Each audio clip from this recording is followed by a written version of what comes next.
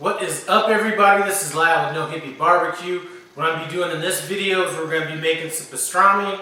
Now, typically I would brine and cure this stuff myself, but at $1.88 a pound for this stuff at Walmart, we're going to go ahead and roll with this. If you're looking for a homemade recipe on this, how to cure it, brine it yourself, I'm going to put a link to a pastrami and a corned beef video that I did that to in the iCard above and the description below. Now, as far as this corned beef goes, when you're buying it from a store, a lot of times it's over salted, over brine. So the first thing that we need to do is to pull all this salt out of it. So what we're going to do with this is we're going to remove both of these from the package and we're going to put it in this pot, and I'm going to submerge it in water, and after 5 hours I'm going to dump it out and then add some more water to it, and then we're going to go for about a total of 15 hours on this. So we're at about 3 o'clock tonight. We're going to pick this up sometime tomorrow and season it up and get it ready to go out on our smoker. I'm going to be using a Masterbuilt Smoker on this. Masterbuilt's perfect for it. It's not going to over smoke it or anything like that. So that's what we're going to be using. See you tomorrow. Masterbuilt coming up to temperature. I'm having that set at 275 degrees. That's going to be the temperature that we're cooking this on today. I'm not going to be using any binder. One thing that I did do when I got done soaking that corned beef overnight was then I did rinse it off a couple times after that. So now what I'm going to be doing is I'm going to apply liberally. I have a rub with some coarse black pepper, some granulated garlic, some paprika, and some cayenne pepper. So we're going to go over this pretty liberally. And one of the reasons I'm not using a binder on this, if I didn't mention earlier, is this brisket is still kind of moist from being in that water all night, so this should stick fine enough. So this is kind of what the rub looks like. It's going to have a chance to sit for about 20 minutes while this smoker comes up to temp. I'm going to be running hickory wood chips throughout this cook, and I'm going to cook this probably till we get to about 160 to 180 degrees, because remember, since we're making pastrami, we're going to have to steam it down the road anyway, so I don't need to take it all the way up to 200 degrees. I just need to get some smoke on it. I could actually take it off at 150 degrees. Alright guys, it looks like we're right at about 225 degrees. I'm going to go ahead and throw this brisket on now. In this particular cook, I don't think that there's that big of an advantage to going either super high or super low. So like I said, we're going to be cooking this between 250 and 275 degrees.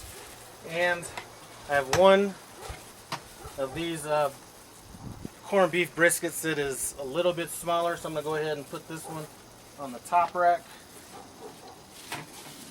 And I'm going to go ahead and put the bigger one on the bottom rack.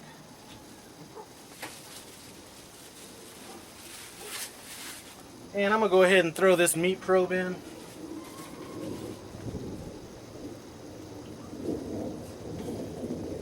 Like I said, the end temperature on this really isn't that important. What we really want to do is try to get some smoke on this, and then later down the road, like I said, we're going to take it out, steam it. That's going to bring us to our 200 degrees, and then we're going to get sliced, and this is going to be delicious. So guys, we're about 4.5 hours in on this cook. It's time for me to just go ahead and add some more wood to this. I did back this down to about 245 degrees. About an hour after I started it. I was just running through too many wood chips, so we're going to go ahead and add some more now. For those of you guys that don't know about Masterbuilt smokers, you just put the wood chips in this little tray thing here. Then you stick it in the side of the unit, twist it, and it drops the wood chips into the hopper or whatever you want to call it. Anyway, I was checking my temperature on this. And you can check your temperature by pushing this meat probe button, and it's saying that my temperature is at 310 degrees. Now, I just did a brisket a while back that wasn't quite as... I'm going to put a link to that video in the iCard above, so click on that video. Anyway, I did a brisket on it, and it wasn't quite as tender as I'd like, and I think mainly because I was relying on this meat probe right here as opposed to double checking it, which I'm doing this time with this meat probe.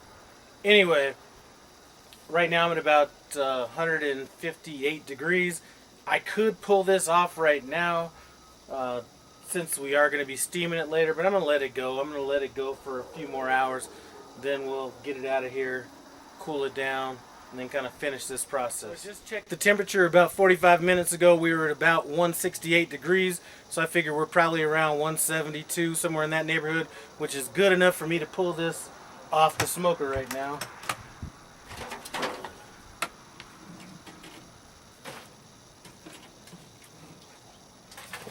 And here's kind of what we're looking like.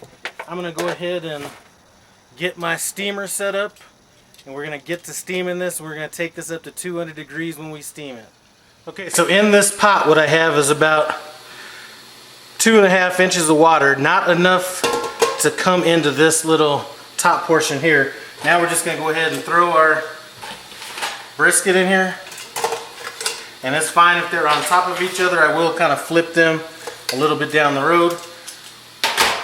Now we're going to go ahead, turn this on, and we're going to let this steam till we get to 200 degrees. I'm not sure how long that will take. It's been a while since I've done this. We let this steam till we got to 200 degrees. My dogs are tripping out back here. I'm sorry about that. I did turn it off for a while, let it cool down a bit. Now I'm just going to set this in a pan and kind of let it cool down. Once it cools down, forgive me for these damn dogs. Once this cools down, I'm going to wrap it up, throw it in the refrigerator overnight. Jesus Christ, these damn dogs. Anyway, let it cool overnight, and then we will slice it tomorrow. Just came out of the refrigerator after sitting in there all night. One thing that happens when you put it in the refrigerator, it does allow that rub to really stick onto that meat, so that's one of the reasons to put it in the refrigerator. Now I don't want to slice it completely cold, so I'm going to throw it in the oven at about 180 degrees for about 15-20 minutes just to kind of loosen it up. And when it has been in there about 20 minutes, we're going to go ahead and throw it on the meat slicer. Alright guys, so I put one of these pieces of pastrami in the meat slicer. I'm going to go ahead and start slicing this up. And here's kind of what we're looking like right here. Here's our thickness. I may, let me try it a little bit thinner.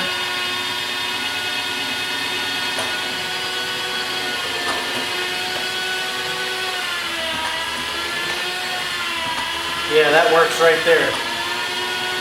So I'm going to go ahead and finish it up. Here's our thickness on that pastrami. When I'm done, we're going to go ahead and taste it and see what's up.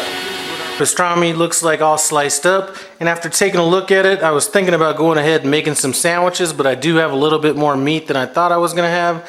So I do have a potluck coming up a day from tomorrow, St. Patrick's Day. Potluck. You know what? I think I'm going to make some pastrami sandwich sliders. Anyway, let's pull this camera back, take a taste, and then we're out. This is a done deal. Let's dig in and see if this Masterbuilt put enough smoke on this corned beef.